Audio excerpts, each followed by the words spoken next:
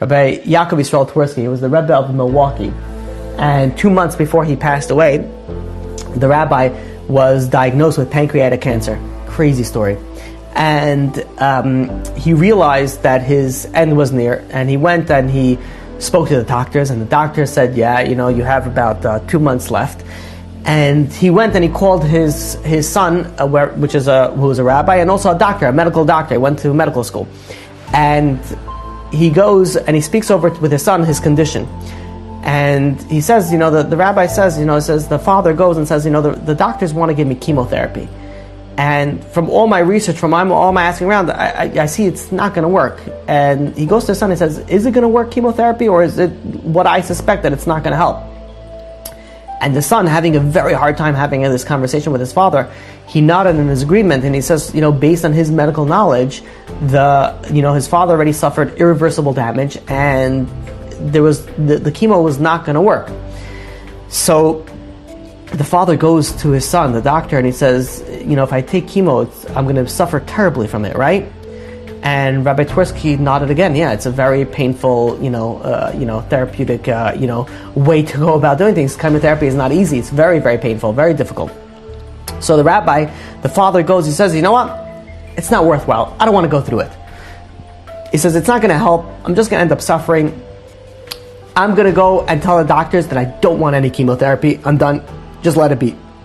Now, very painful for a son to confirm, his father's analysis, but he had to agree with him. His father was right. That was the right move. Just then, as they finished this conversation, Rebbetzin Twersky, his mother, the father's, his wife, walks in. And she's been discussing her case with the doctor, her husband's case with the doctor. And she goes over to her husband, and who was sick, and she goes over to the husband and says, I spoke to the doctors. I want you to have the chemotherapy. You're going to have the chemotherapy. And the patient, the father, he goes and he nods to his wife and he says, okay, yeah, let's do chemotherapy. We should do chemotherapy. So the wife leaves the room, and all of a sudden the son was sitting there the whole time. The father just finished having this conversation with his son, deciding that he's not going to do chemotherapy. His wife walks in the room and says, you're going to do chemotherapy. That's what we decided. And he's like, yeah, I agree, we should do chemotherapy. And the wife walks out the door. So the son goes over to his father and says, Tati, father, why didn't you tell mother what we discussed? I thought you wanted not to take it. And the Rabbi Twersky, the father, listen on how a person thinks even though he's going through so much suffering. He was on his deathbed. He's on 2 months left to live. And he goes over to his son and he says, we both know, I know, you know, that if we go through chemotherapy, it's not going to work. But what's going to happen if I don't go through chemo?